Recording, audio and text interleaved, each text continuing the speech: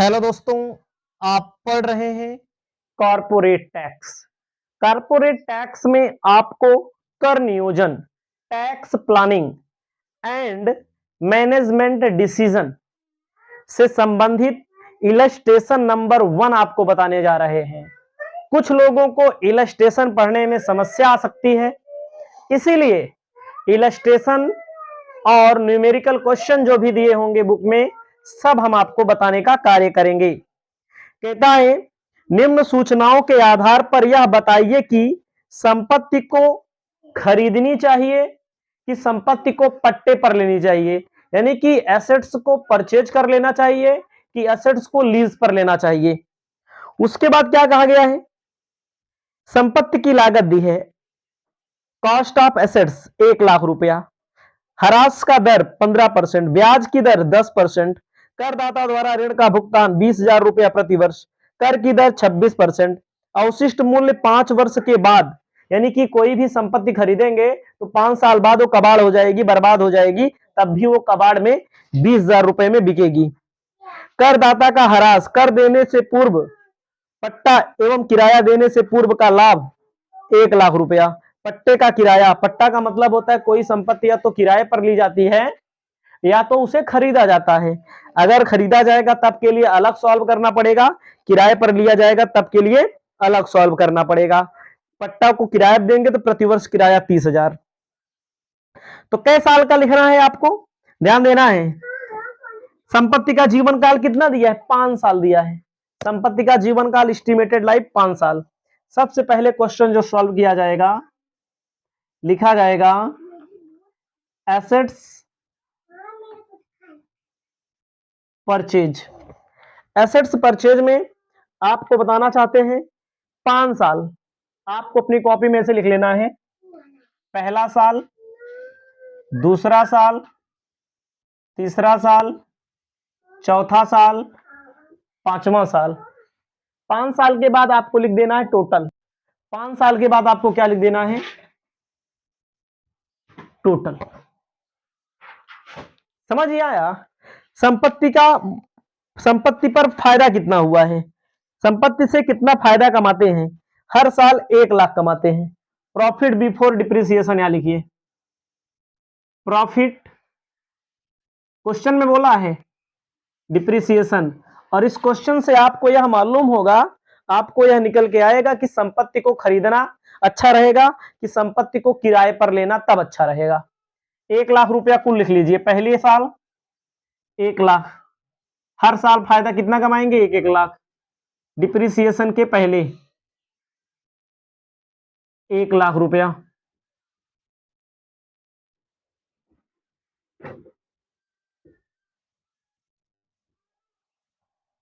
ध्यान दीजिएगा। आप सोच रहे होंगे काहे लिए गुरुजी बार बार 1 लाख लिख दिए, 5 साल का कैलकुलेशन करना है। तो ठीक है, क्वेश्चन में खुद बोला है कि करदाता का ह्रास ब्याज एवं कर देने से पहले, अभी ना तो कोई भी ह्रास लगा है, ना तो कोई भी अभी टैक्स दिया गया है, ना तो कोई ब्याज घटाया गया है। आपको मैं स्पष्ट कर देना चाहता हूं, कोई भी कंपनी पहले फायदा कमाती है तो सबसे पहले क्या घटाती है, डिप्रिसिएशन। कोई भी कंपनी पहले फायदा कमाएगी तो क्या घटाएगी, डिप्रिसिएशन। डिप्रिसिएशन याद रखना, बुरा मत मानिएगा, हमारी बात को याद रखना पड़ेगा काफी चीज। तो डिप्रिसिएशन का फॉर्मूला याद होना चाहिए, डिप्रिसिएशन का फॉर्मूला भी आपको याद होना चाहिए। तो यह फॉर्मूला क्या होता है, ह्रास की दर 15% कह रहा है, कितना बोल रहा है, 15% बोल रहा है, ह्रास की दर 15%। इनकम टैक्स के मुताबिक क्रमागत ह्रास, return down value method depreciation का मेथड लागू होता है। याद रखिएगा, दिमाग में क्या रखोगे, रिटर्न डाउन, क्रमागत ह्रास। 1 लाख का 15%, 15,000। ध्यान देना, ऐसे घटा दो, इस 1 लाख में 15,000 घटाओ, कितना बचेगा, 85,000 ना। क्रमागत का मतलब होता है जो बचा है, इसका मतलब नहीं यहां भी 15,000 घटेगा, ऐसा नहीं है। यहां 15,000 नहीं घटेगा। और यहां पर जो मैंने 1 लाख लिखा है टोटल में, टोटल इनका टोटल लिखा जाएगा 5 लाख। इसको अलग पेन से लिख देते हैं, 5 लाख टोटल सबका। ठीक है भैया। अब आप सोच रहे होंगे सर इसका भी 15% नहीं, दूसरे साल जो बचा है उसका 15% लगता है। 85,000 गुणे 15 भागे 100, 12,750। क्वेश्चन सॉल्व किया गया, अपने आप सॉल्व किया गया है, 12,750। ऐसा क्यों? इनकम टैक्स के मुताबिक फिक्स, एक बार जो हरास लग गया वही बार बार लगेगा, ये नियम नहीं लागू होता। जो लग गया पहली बार, जितना बचा रहेगा उतने पर उतना परसेंट फिर लगेगा बचे हुए मूल्य पर। ठीक है। 1 लाख में 12,750 घटाओ 87,000,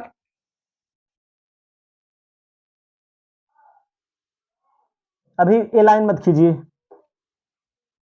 पहले केवल घटा लो बस, 12,750। ठीक है, 12,750 आ रहा है। अब 1 लाख में से क्या घटा दोगे? इसको भी घटाओगे, इसको भी घटाओगे। 15,000 घटाओ, 12,750 घटाओ, गुणे 15 भागे 100, 10,837.5, 10,838 लिखो इसके सामने। याद रखना, समझिएगा फिर से, हम बार बार बताएंगे, चाहे एक के सवाल बताएंगे, लेकिन ढंग से समझा देंगे, दोबारा पढ़ना नहीं पड़ेगा। कोई 1 लाख का 15%, फिर 85,000 बचेगा, है ना? 85,000 बचा तो 1 लाख में नहीं लगेगा, 85,000 का 15%, याद रखना। फिर अगला इसके लिए करना है, इस पे लगाना है, यहां पर तीसरे साल लगाना है, तो इसलिए 1 लाख में ए भी माइनस कर दो, एक ये भी माइनस कर दो, तब आएगा, तब जो आएगा उस पर 15% लगाइएगा। इसके लिए अगले के लिए, अगले 1 लाख के लिए, इसके 1 लाख के लिए इसको भी इसमें माइनस कर दो, इसी में से इसको माइनस करो, इसको 1 लाख में 15,000, 12,750, 10,838, 61,414, 15% निकाल लो, 9,211.8, 9,212 लिख दो।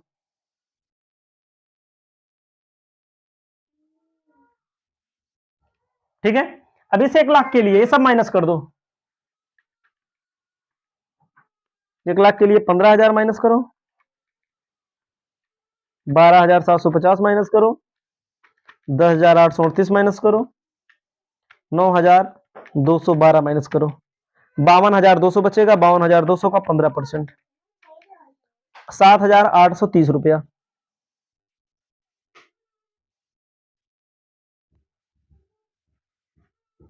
इन सबको जोड़ लो, सबको जोड़ करके यहां लिख देना है आपको, 7,838, 9,212, 10,838, 12,750, 15,000, टोटल डिप्रिसिएशन निकला 55,630 रुपया टोटल के लिए, 55,630। याद रखना 15% बोला हुआ है हरास का रेट। 1 लाख की 1 लाख बेस मानना है आपको, 1 लाख का 15% 15,000 ना। अब दूसरे साल क्या होगा? दूसरे साल 1 लाख की नहीं बचा, 1 लाख नहीं बचा, अब 85,000 बचा, इसको घटा दो, तब 15% निकालो जो आएगा। अगले साल के लिए, अगले साल के 1 लाख में इसको भी घटाओ, इसको भी घटाओ, जो आए उस पर 15%। अगले 1 लाख के लिए इसको भी घटाओ, इसको भी घटाओ, इसको घटाओ, जो है उसको 15%। ये प्रक्रिया हमारी दिन प्रतिदिन चलती रहेगी। कोई भी कंपनी के पहले फायदा कमाती है, फायदा कमाने के बाद क्या करती है?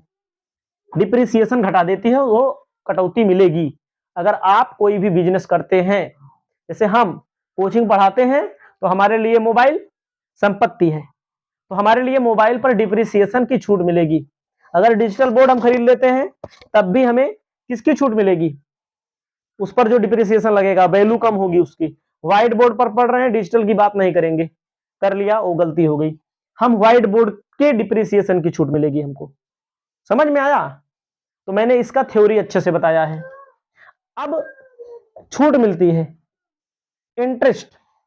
पहली बात तो डिप्रिसिएशन की छूट मिलेगी। मान लीजिए मैंने लोन लेकर के व्हाइट बोर्ड खरीदा हो, मैंने लोन लेकर के डिजिटल बोर्ड या मोबाइल खरीदी हो, तो हमारे लिए संपत्ति है, पूरे लोन पर नहीं छूट मिलेगी, लोन पर जो ब्याज दिया जाता है उसकी छूट मिलती है। क्वेश्चन में बोल रहा है 10,000 10%। किसका 10%?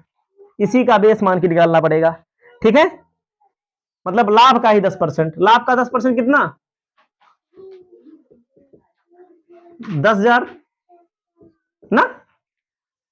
इस 1 लाख में से 10,000 घटा दो, कितना बचा? 90,000। और 90,000 का फिर 10%। रुक जाइएगा, गलती हो गई। 1 लाख का 10% 10,000 होगा। ठीक है, 1 लाख का 10% 10,000 रुपया हो गया।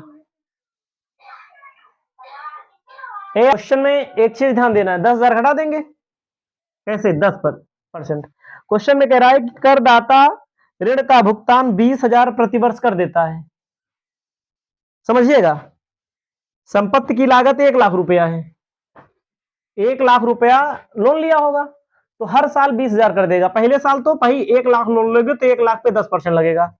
पहले साल के अंत में 20,000 कर दिया तो यहां बचा कितना? 80,000 बचेगा संपत्ति दूसरे साल। ध्यान देना है, 10,000 1 लाख अगर यहां लोन लिया है, संपत्ति की लागत इस एक तो फायदा है, पहले साल 10% 10,000 लगेगा, हर साल 20,000 भुगतान कर देगा, दूसरे साल 20,000 भुगतान कर देगा तो यहां लोन कितना बचेगा? 80,000 का 10% 8,000। यहां भी भुगतान कर देगा तो कितना बचेगा? 6,000। यहां भुगतान कर देगा तो कितना बचेगा? 4,000। यहां पर कितना बचेगा? 2,000। इन सब का ब्याज कितना हो जाएगा? 10 8 18 2 20 10 30,000 रुपया।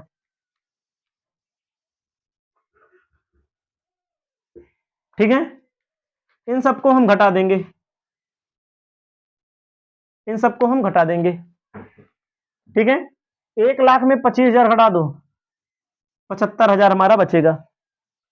1 लाख में 12 8 20,750 घटा दो, 79,250 बचेगा। ठीक है, अगले में घटाने के बाद 83,162।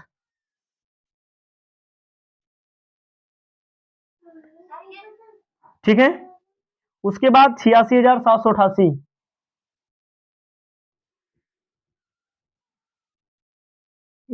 इस 1 लाख में इसको और इसको घटा दो। ठीक है, 90,170। टोटल में इसको और इसको घटा दो,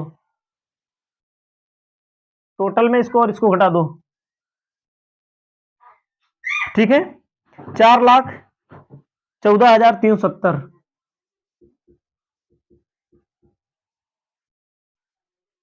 इसको घटा दीजिए। अब इसमें से 26% टैक्स घटा दो। ध्यान दो, कोई कंपनी फायदा कमाएगी तो पहले डिप्रिसिएशन फिर ब्याज देने के बाद क्या घटेगा? 26%। 75,000 का 26/100 19,500। यहां गलती हुई है घटाने में,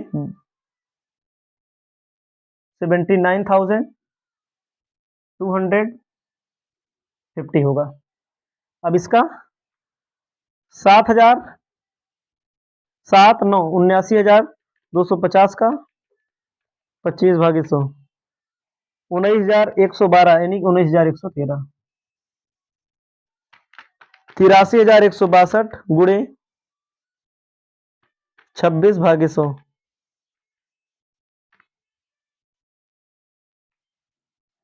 यहां गलती हो गई क्या? रुक जाओ फिर से। 79,250 गुणे 26, हम 20% 15 निकाल दी, कम निकाल रहे थे। 20,605। 83,162 गुणे 26/100 21,622। टैक्स है, घटेगा भी। 86,788।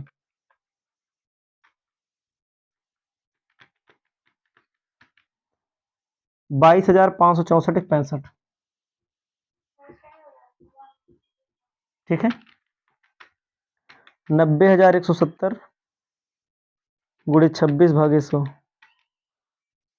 23,444।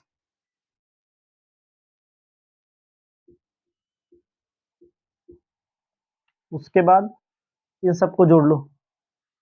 ठीक है, 1,07,736, मतलब इन सबको जोड़ के घटाया जाएगा। ठीक है, यहाँ आएगा प्रॉफिट,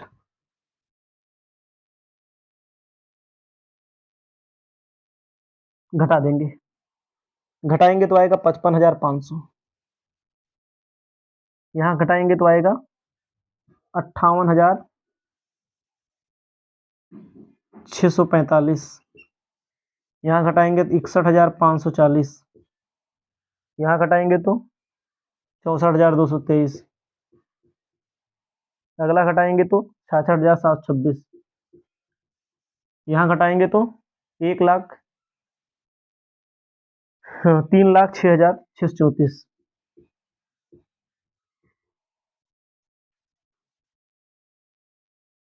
ठीक है, मतलब घटाने के बाद इतना बचेगा फायदा, प्रॉफिट आफ्टर टैक्स हमारा आ गया। अब क्या करना है,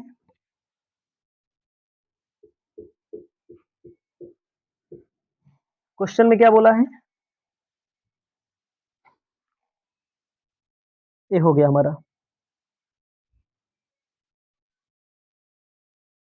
loss on sale of assets. मान लीजिए संपत्ति 5 साल बीत गया,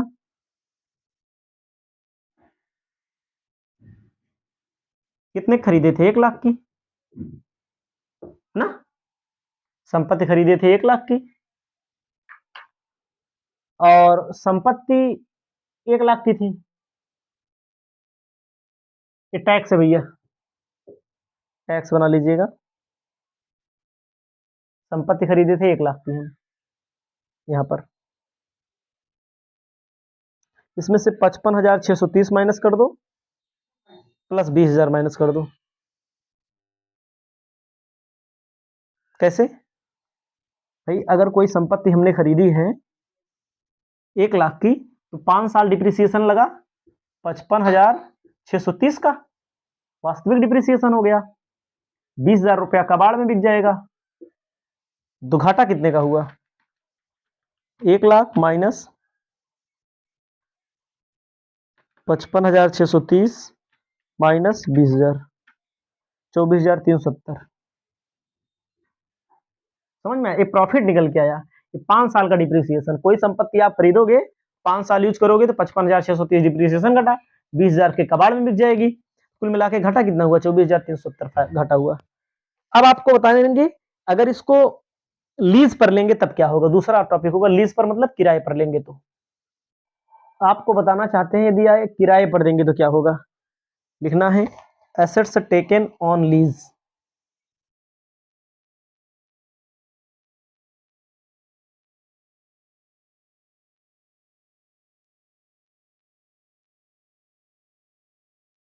लीज पे किराए पर देंगे तो पहला साल, दूसरा साल, तीसरा साल,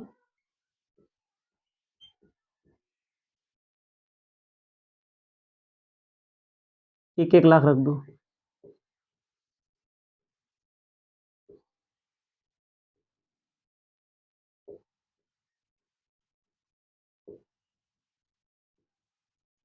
पांच साल हो गया, टोटल हो जाएगा 5,00,000 फायदा।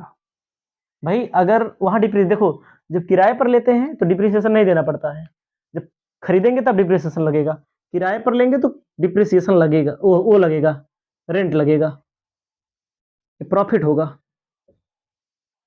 ना, बिफोर, बिफोर है, बिफोर किसका, ना तो रेंट दिया गया है ना तो ब्याज लगा है, लेस कर दो रेंट,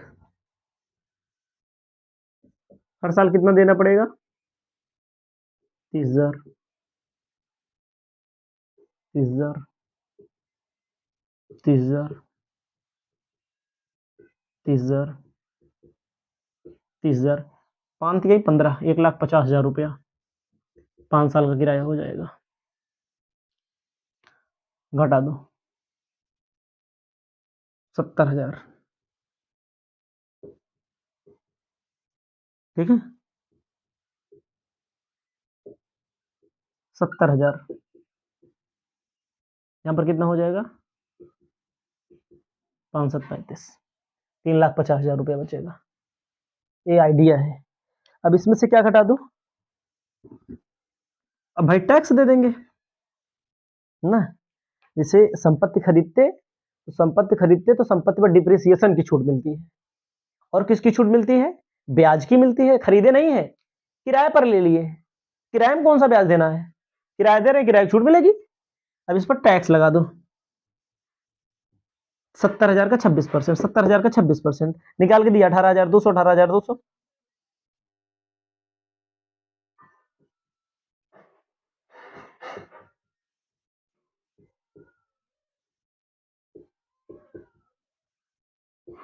उसके बाद 91,000 रुपया।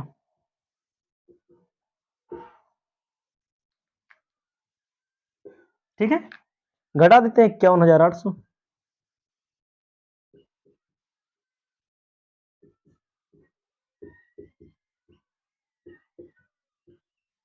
जोड़ के इकट्ठा माइनस कर दो।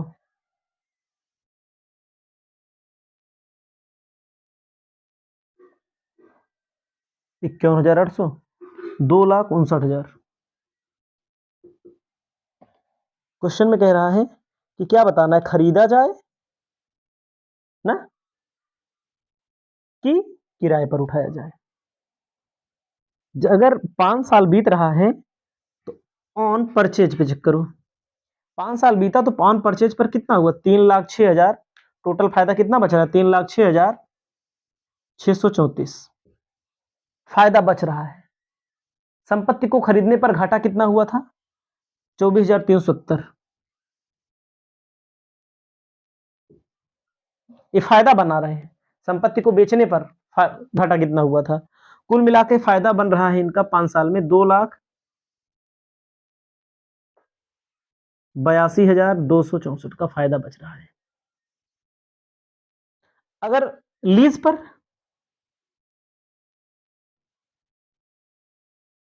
लीज पर हमारा हो रहा है 2,59,000। खरीद लो तो ज्यादा फायदा है। दोनों में से कौन सा विकल्प अच्छा होगा? हैंस एसेट्स में भी परचेज करो तब ज्यादा फायदा होगा। परचेज करोगे तो इतना मिलेगा और लीज पर लोगे तो 2,59,000। इसको लिख लो।